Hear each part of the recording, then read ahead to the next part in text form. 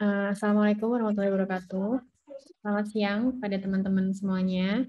Jadi seperti biasa, hari ini kita akan melakukan weekly top tier yang hari ini akan dibawakan oleh Adib ya. Judulnya Does Boardroom Nationality Affects the Performance of UK Insurers. Oke, untuk hari ini nih jurnalnya The British Counting Review Adib ya.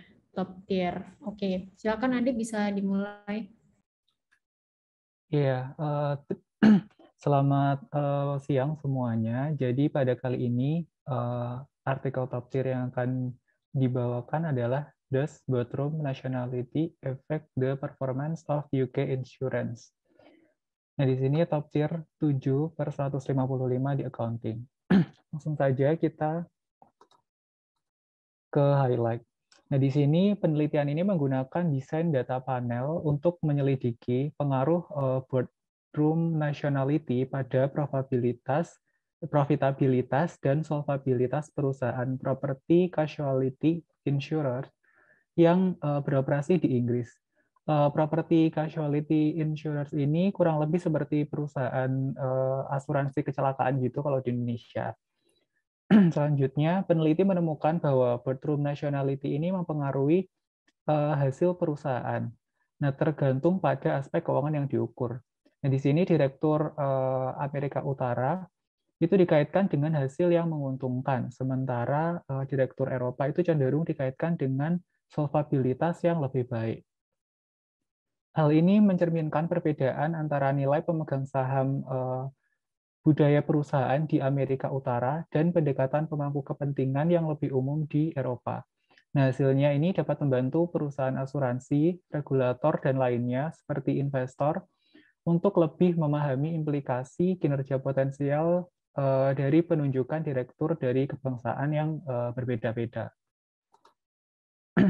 Yang pertama, di introduction-nya, jadi latar belakang dan juga riset gap-nya. Jadi, internasionalisasi keanggotaan Dewan Perusahaan itu telah menjadi fenomena yang meningkat selama 2 dekade terakhir. Banyak penelitian terdahulu itu telah meneliti hubungan empiris antara komposisi Dewan Asing dan juga hasil keuangan atau financial outcome. Namun, keterbatasan dengan penelitian sebelumnya itu adalah ambiguitas apakah perbedaan atribut direksi dari latar belakang sosial budaya yang berbeda itu berpengaruh terhadap kinerja keuangan. Misalnya menggunakan indeks keragaman kebangsaan dari panel cross-seksional perusahaan publik di Swiss, penelitiannya Nielsen itu menemukan dampak positif antara dewan asing dan kinerja. Karena direktur asing itu memiliki pengetahuan pasar luar negeri dan keunggulan jaringan yang tidak dimiliki oleh warga atau yang direktur dari domestik seperti itu. Selain itu, Gong tahun 2006 ini melaporkan bahwa di perusahaan Jepang, ide dan praktik baru yang diperkenalkan oleh direktur asing itu meningkatkan produktivitas dan juga kinerja keuangan. Namun sebaliknya, penelitian dari Masulis yang menggunakan ukuran fraksional dan indikator keanggotaan Dewan Asing ini dari panel transnasional perusahaan publik ini yang menggunakan ukuran culture distance atau jarak budaya dan ciri kebangsaan pada panel cross-sectional publik dari Inggris ini menemukan adanya efek negatif. Jadi ada gap di sini. Kemudian penelitian sebelumnya itu mengecualikan perusahaan keuangan yang diatur seperti perusahaan asuransi, meskipun kelayakan finansial mereka sebagai pembawa risiko dan investor institusional. Penelitian sebelumnya lebih lanjut itu menunjukkan bahwa dewan campuran nationality-nya dalam hal ini mungkin berpotensi menjadi pengawas yang efektif dari kepentingan para stakeholder. Nah, kenapa penelitian ini menggunakan perusahaan asuransi? Yang pertama adanya keunggulan ekonomi perusahaan keuangan. Seperti perusahaan asuransi, semakin meningkatkan pentingnya penelitian khusus industri asuransi mengingat dewan yang dipengaruhi oleh direktur asing yang berasal dari budaya perusahaan ini memaksimalisasi nilai pemegang saham tradisional seperti ya Amerika Utara, mungkin termotivasi untuk mengadopsi strategi terlalu berisiko yang mungkin meningkatkan kemungkinan kehancuran dan meningkatkan risiko market contagion ini. Selanjutnya, di industri asuransi property casualty ini di Inggris, ini tuh adalah dominan yang baik untuk memfokuskan penelitian dalam hal ini.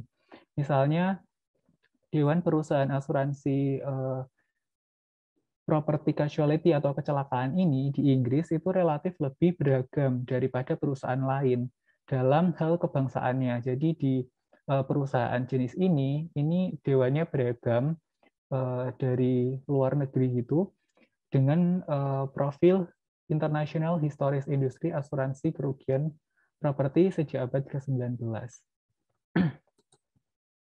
Kemudian hipotesis development-nya. Penganut World Capital Theory seperti Hong, Mercer et al. Dan selanjutnya itu mencatat bahwa peringkat keterampilan manusia, wawasan bisnis inovatif, dan juga sosial, khususnya research base ini, hubungan jaringan bisnis yang diperoleh dari lingkungan kelembagaan yang berbeda, berarti bahwa komposisi kebangsaan Dewan Direksi dapat secara langsung mempengaruhi efektivitas keputusan strategis perusahaan dan ini seperti financial outcomes. Kemampuan pengetahuan yang beragam ini, pengalaman lintas budaya, jaringan komersial dan juga politik, dan keahlian lain dari direktur asing itu dapat membantu perusahaan asuransi mencapai tujuan perusahaan. Nah, atribut ini dapat memungkinkan dewan yang kebangsaannya campuran tadi itu untuk lebih merangkul entrepreneurship, lebih efektif memecahkan masalah strategis yang kompleks. Seperti misalnya dengan menyeimbangkan pengambilan risiko dengan kendala peraturan. Selain itu juga kontak bisnis antar direktur asing dan reasuradur internasional itu dapat memungkinkan perusahaan asuransi untuk mengembangkan solusi inovatif yang meningkatkan pendapatan periode. Nah, sehingga hipotesis 1A ini berbunyi semakin besar proporsi orang asing di Dewan Perusahaan Asuransi, semakin besar kecenderungan perusahaan untuk memiliki profitabilitas yang lebih tinggi. Selanjutnya, pengetahuan tentang dan atau hubungan dengan reasuransi internasional ini dapat memungkinkan perusahaan asuransi dengan direktur asing untuk mengembangkan strategi modal kontingen atau reasuransi yang hemat biaya yang meningkatkan kondisi keuangan. Nah, sehingga hipotesis 1B ini semakin besar proporsi orang asing di Dewan Perusahaan Asuransi, semakin besar kecenderungan perusahaan untuk memiliki solvabilitas yang tinggi. Lalu berasal dari budaya bisnis yang inovatif, direktur North America atau Amerika Utara ini kemungkinan jauh lebih akrab daripada direktur asing lainnya dengan peluang untuk memaksimalkan keuntungan menggunakan pusat keuangan financial centers seperti Bermuda. Nah, jadi hipotesis 2A ini semakin besar proporsi direktur Amerika Utara di Dewan Perusahaan Asuransi, semakin besar kecenderungan perusahaan untuk memiliki profitabilitas yang lebih tinggi. Lalu, perusahaan asuransi itu dapat mewujudkan keuntungan ini dengan misalnya memfokuskan sumber daya dan mempertahankan kelangsungan hidup perusahaan atau solvabilitasnya, dan menumbuhkan arus kas bersih di masa depan dengan mengembangkan kepercayaan dan hubungan bisnis jangka panjang dengan pialang, reasuransi, lembaga pemerintah, dan yang lainnya. Nah, ketergantungan sumber daya kritis seperti itu kemungkinan akan sangat relevan dengan kasus-kasus dewan direksi yang ada di benua Eropa, di mana perusahaan beroperasi di bawah budaya perusahaan lebih condong ke para stakeholder yang berbeda dari ekonomi berorientasi pasar yang relatif lebih terbuka di Inggris dan Amerika. Nah, norma-norma institusional dan budaya perusahaan Eropa yang cenderung lebih kehati-hatian gitu diharapkan dapat mempengaruhi dewan perusahaan asuransi untuk memprioritaskan pemeliharaan solvabilitas atau kelangsungan hidup perusahaan untuk memprioritaskan pemeliharaan tersebut untuk keuntungan jangka pendeknya, sehingga hipotesis 2B ini berbunyi semakin besar proporsi direktur Eropa kontinental di Dewan Perusahaan Asuransi, semakin besar kecenderungan perusahaan untuk memiliki solvabilitas yang lebih tinggi. Selanjutnya, pengalaman bisnis dan sosial budaya yang luas dari CEO asing selanjutnya itu dapat memainkan peran positif dalam membantu Dewan untuk meningkatkan profitabilitas perusahaan dengan mengadvokasikan inovasi dan efisiensi operasional dalam fungsi penjaminan dan investasi. Nah, di sini Shin Sidel Okta ini lebih lanjut menyatakan bahwa pengetahuan, pengalaman, dan koneksi bisnis politik di luar negeri dari upper echelon teori, organisasi bisnis dapat mengurangi ketidakpastian yang terkait dengan rencana investasi global, menghasilkan bisnis baru, dan membantu pencapaian target laba.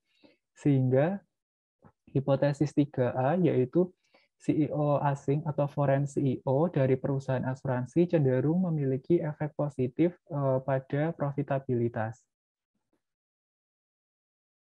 Selanjutnya, CEO asing,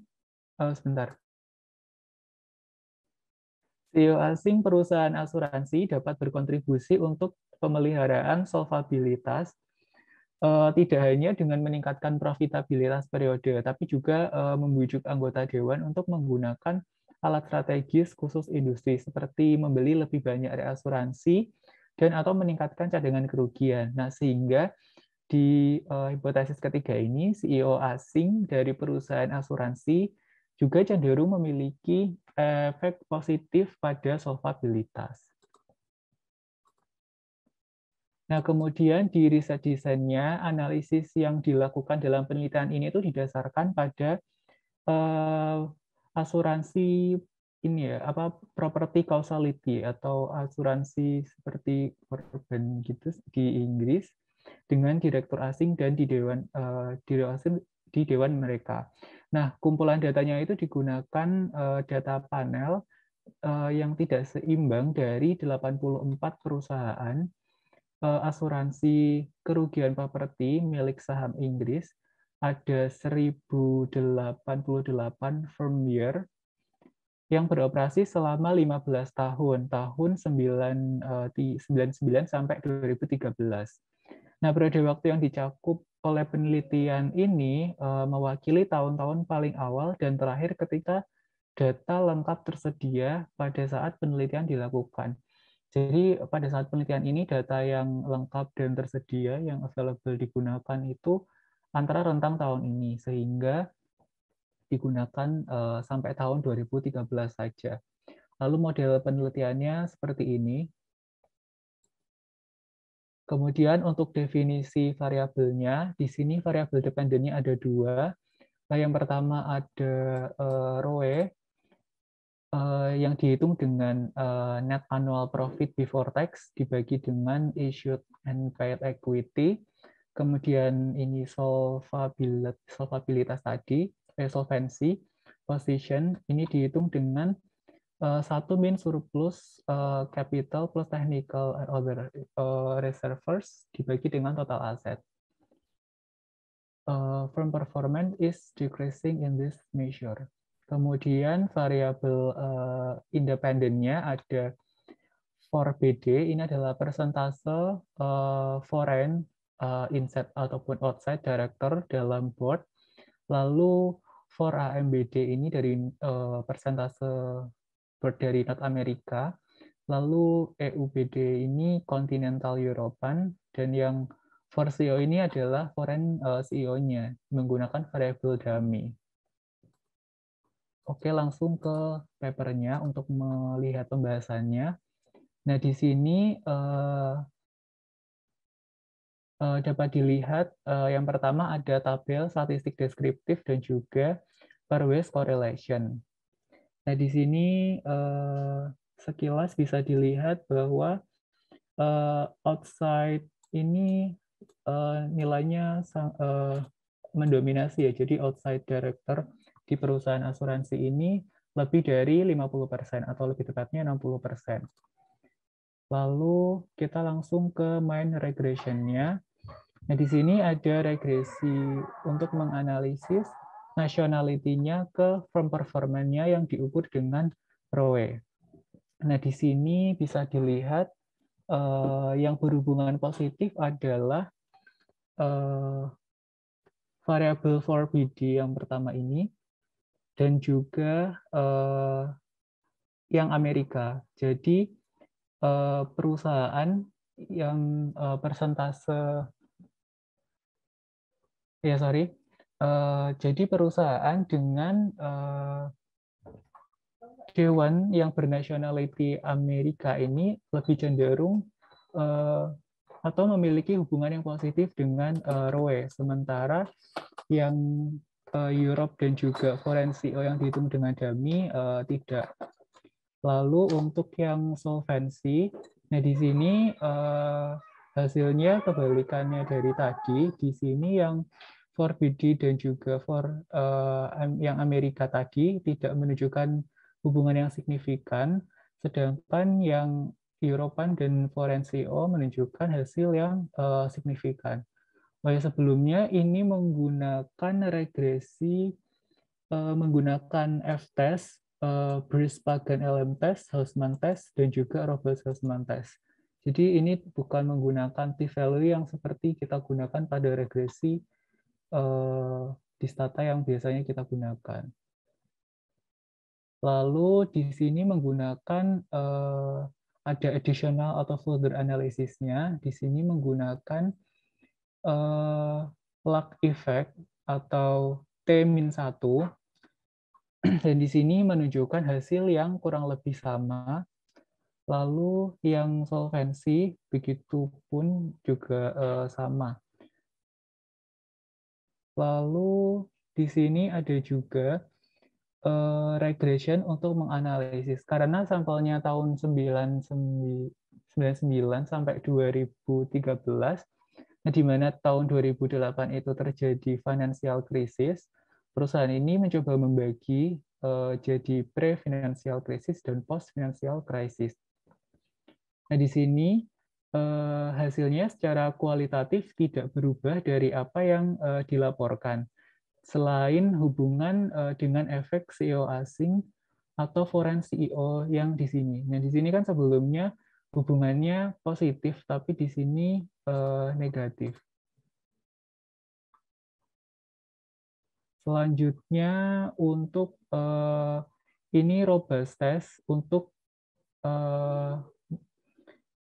menganalisis mengenai endogeneity-nya. Jadi peneliti ini memperkirakan modelnya ini menggunakan Arellano-Bond GMM estimate ini. Menurut saya juga kurang tahu tentang apa, tapi estimator ini digunakan atau berguna ketika estimator alternatif, misalnya menggunakan 2SLS itu kita terhambat ketika memilih variabel instrumennya. Jadi bisa menggunakan Arellano-Bond GMM estimate ini. Nah, penaksiran GMM panel dinamis ini menghilangkan endogenitas dan juga heterogenitas. Jadi kurang lebih kesimpulannya, yang pertama, boardroom nationality itu penting untuk hasil keuangan setelah mengendalikan karakteristik tingkat dewan lainnya seperti ukuran dewannya. Nah, ini menunjukkan bahwa memang direktur yang berkewarganegaraan asing itu cenderung mendapat manfaat dari peningkatan pengetahuan dan kemampuan manajemen sumber daya dan interaksi dengan direktur lain ketika dewan menjadi lebih besar. Kemudian jenis kewarganegaraan direktur itu mempengaruhi aspek kinerja keuangan secara berbeda. Nah, dalam ini contohnya adalah profitabilitas, di mana direktur Amerika Utara itu cenderung atau relatif kurang mau daripada rekan-rekan mereka di Eropa kontinental untuk fokus pada solvabilitas. Nah, ini mencerminkan perbedaan antara nilai pemegang saham yang berbasis teori agensi, budaya perusahaan di Amerika Utara, dan pendekatan tipe pemangku kepentingan yang lebih luas, yang lebih umum di benua Eropa.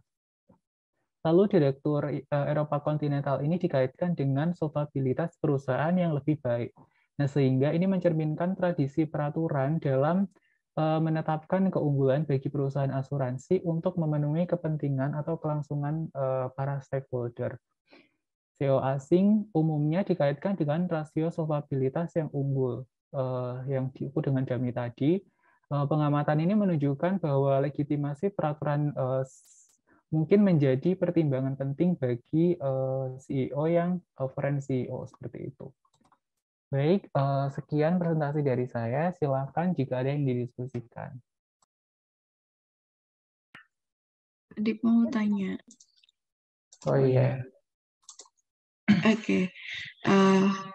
Tadi kan apa namanya ada kayak LM test, terus apa lagi itu tadi yang di bawahnya tadi yang kamu tunjukkan tuh. Nah itu. Nah kira-kira Adip tahu nggak bedanya sama yang kayak misalnya yang biasanya kita lakukan? Kita kan biasanya pakai regresi biasa OLS. Nah atau mungkin tahu nggak ini pengujian ini tuh khusus untuk pengujian yang seperti ini. Gitu tahu nggak, Dip? Barangkali Adip udah baca gitu. Makasih. Iya Mbak, sepertinya saya juga kurang paham sih. Maksudnya ini nanti bisa di run di Stata atau enggak. Tapi setahu saya tentang pengujian ini sebenarnya sama aja seperti pengujian korelasi atau ini pada umumnya ya. Mungkin yang membedakan itu adalah tingkat signifikansinya ya. Di sini mungkin kalau notice ada beberapa yang memang ini menggunakan F-test ya. Jadi sebenarnya saya agak bingung. Nah, di sini bisa dilihat kan ada koefisien 0,087. Nah, di sini signifikan. Sedangkan di sini 0,080 itu tidak signifikan. Jadi mungkin ini ada cara bacanya sendiri atau gimana interpretasi. Jadi saya masih kurang tahu sih Mbak untuk ini. Tapi untuk tujuannya tetap sama. Oke. Berarti kayaknya ada batasan-batasannya tersendiri gitu ya. Kayak misalnya kita kan biasanya t-test tuh berapa? 1, berapa itu? 1,64 ya, 1,6-an gitu kan ya. Itu baru signif. Oke. Pengujian baru sih. Barangkali mau belajar teman-teman. Nah, terus ini kayaknya ada yang menarik lagi nih di paper ini. Itu kan ada kayak dia signif, ya kan? Dia bilang kalau signif 1% itu kalau dia A. Terus dia signif 5% kalau dia B. Ya nggak sih? Nah, Iya, benar. mungkin itu bisa, itu memang aku juga nggak ngerti ya. Apakah mungkin itu memang cara ketika menggunakan si tes-tes ini atau ABC itu bisa digunakan ya sebagai penanda aja kayak misalnya kita kan biasanya pakai bintang 1, bintang 2, bintang 3 gitu. Nah, menurutmu gimana, Dip? Kalau menurut saya sepertinya ini ya, Mbak, bisa pakai bintang juga sih. Atau apa ya? Mungkin bintangnya bisa diganti menggunakan huruf juga. Kayak ini mewakili bintang Iya, itu juga. iya sih betul. Iya sih masuk akal juga ini kayak cuma penanda aja karena kan biasanya kalau misalkan bintang 1, bintang 2, bintang 3 kayak terlalu gede gitu nggak sih ininya. Jadi nanti tabelnya nggak cukup. Ide bagus nih. Mungkin bisa ditiru ya. Kayak yang biasanya kan kapan hari yang waktu siapa itu presentasi itu kan pakai ada yang papernya itu signifikan tapi nggak pakai bintang dan juga nggak pakai ABC tapi pakai dia di bold kayak misal kayak gitu. Oke, makasih Adit. Ya, Mbak. Silakan mungkin yang lainnya ada yang ditanyakan. Halo. Iya. Ya, Adib, terima kasih untuk presentasinya. Iya. Oh ya, Adib, tadi kan sempat jelasin ada lag effect ya. Nah, itu boleh dijelaskan nggak kenapa kok dia melihat dari segi lag effect? Biasanya kan kalau maksudnya profitability itu juga biasanya lihatnya ke lead kan ya, ke tahun depannya gitu. Kalau ini lihatnya dari independennya ya, yang T-1 ya ini. Iya Mbak, independennya pakai T-1 ini. Iya, boleh dijelaskan. Terima kasih. Iya, sebentar. Sebenarnya kemarin aku baca-baca itu kayak nggak dijelasin gitu Mbak. Jadi dia kayak cuma apa ya, hanya kayak bilang kalau lag ini digunakan untuk additional analisisnya gitu, further analysis gitu. Mungkin untuk melihat ini ya efek dari sebenarnya di sini time indikatornya ini kan apa ya? Kalau agak teliti di sini, ini ada yang menggunakan time indikator, ada yang tidak menggunakan time indikator. Nah, di sini, di lag effect-nya ini, di yang T-1 ini, dia menggunakan time indikator. Sementara yang sebelumnya, ini tidak menggunakan time indikator. Mungkin ini untuk apa ya? Untuk memastikan untuk robust aja atau further analysisnya gitu. Kalau untuk kenapa dia menggunakan lag, sepertinya di sini sejauh yang saya baca kemarin itu tidak dijelaskan alasannya kenapa seperti itu, Mbak. Oh ya, apa time indikator tuh maksudnya itu yang kita biasanya year fixed Iya, iya. Iya. Oh berarti ini kok tapi dia no semua gitu ya? Dia cuma pakai yang SIC fixed effect berarti? Iya, ada macam-macam, ada yang pakai, ada yang enggak gitu sih, Mbak. Aku ini ada yang pakai juga ya. Oke. Ya, terima kasih Adi. Iya, mungkin teman-teman yang lain ada yang didiskusikan lagi. Ya, yang lain mungkin ada yang mau ditanyakan.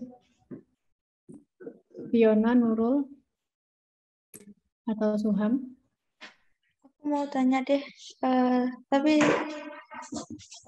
mau tanya, tadi kan Adib itu bilang kalau data ini tuh memakai data panel tidak seimbang. Nah, itu sebenarnya sama nggak sih sama full cross section, apa beda ya? Oh iya, sepertinya sama sih Rul dengan full cross section kayaknya, tapi mungkin penelitian ini bilangnya tadi apa namanya tidak seimbang. Kalau di sini bahasanya bentar apa ya kemarin. Ini nih unbalanced panel ya. Sama sih Rul sepertinya sama kayak full cross section. Halo. Iya. Aku mau tanya, kalau menurut Adib ini kalau misalkan diadopsi untuk future research di Indonesia gitu kayak gimana? Sepertinya agak susah ya karena keberagaman dewan di Indonesia itu tidak terlalu beragam juga ya, maksudnya dalam hal nationality. Ya mungkin ada beberapa yang dia itu dewannya dari luar negeri ya, tapi sepertinya tidak bisa kayak spesifik menunjuk pada kalau di sini kan menggunakan North America sama Europe gitu kan. Nah, mungkin kalau diadaptasi di Indonesia itu mungkin bisa menggunakan kalau foreign gitu terlalu umum ya, terlalu biasa. Mungkin bisa menggunakan ethnicity ya. Mungkin di Indonesia kan ada macam-macam tuh etnis kayak ya gitu. Tapi iya bisa sih sepertinya. Kalau di Indonesia mungkin bisa modifikasi seperti itu. Kalau Europe sama North America gitu kayaknya nggak bisa sih. Jadi harus diadaptasi penelitiannya. Tapi untuk ukur apa namanya ethnicity itu tadi kayak gimana dari namanya gitu? Atau dari tempat tanggal lahir? Dari ini nationality-nya.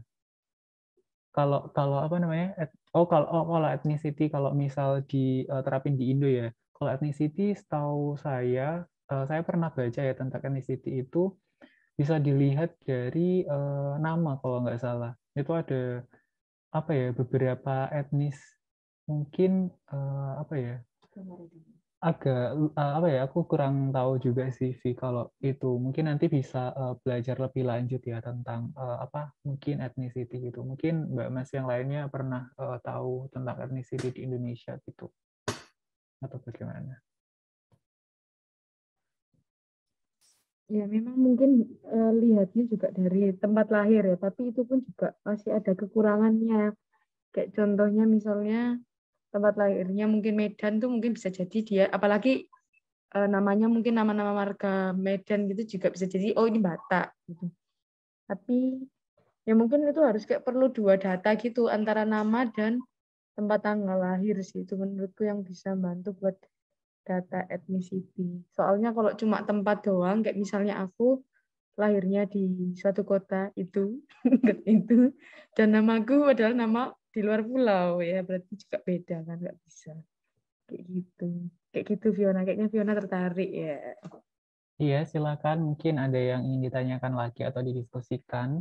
Ya, apakah ada pertanyaan tambahan teman-teman? Oke, mungkin aku yang mau tanya Dip. Ini kan tadi ada 2 kewarganegaraan ya, Amerika sama Eropa. Nah, itu ada penjelasannya nggak sih kenapa kok dia tercetus 2 lokasi itu gitu? Kenapa? Kan maksudnya banyak tempat lain kan sebenarnya. Apakah ada kecenderungan tertentu di 2 negara itu yang cukup mencolok mungkin? Iya, jadi mungkin terkait dengan ini ya, apa budaya bisnis juga gitu.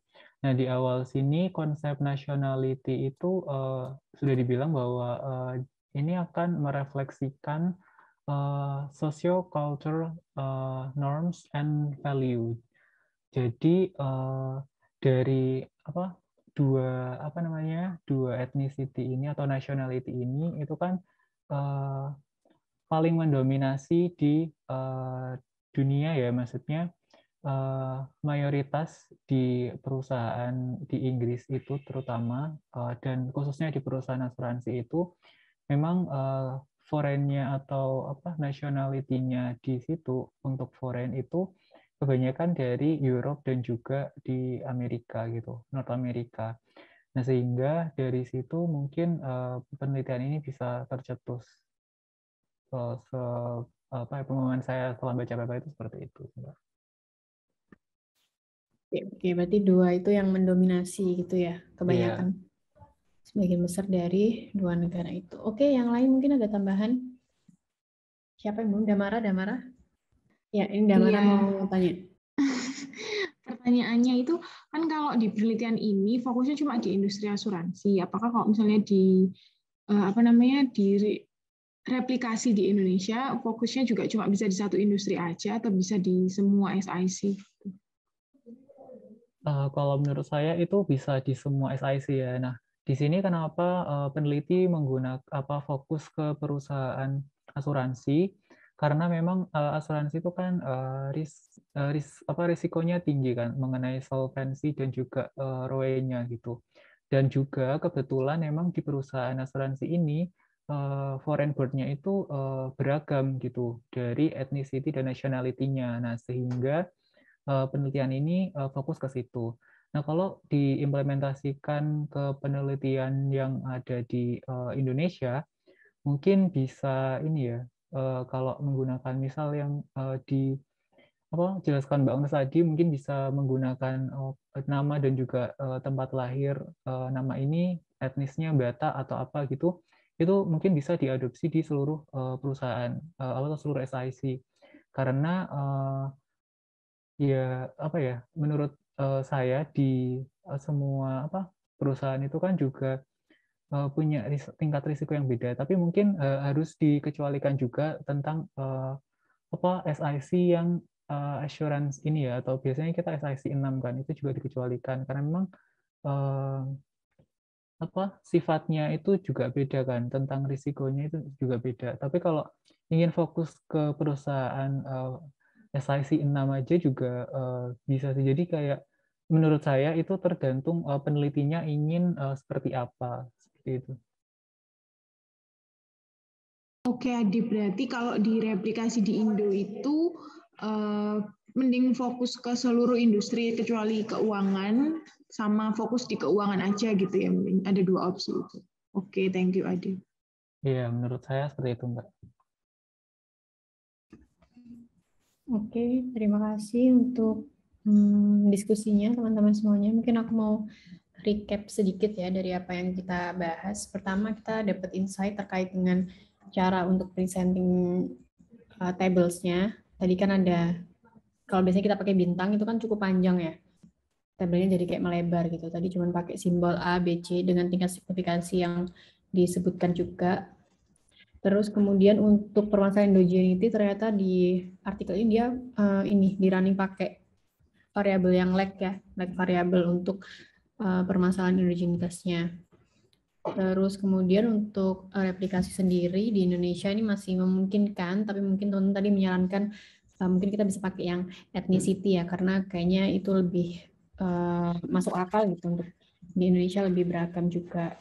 Kemudian yang terakhir tadi mungkin kalau misalkan memang mau digunakan gitu, kita bisa split fokus industrinya.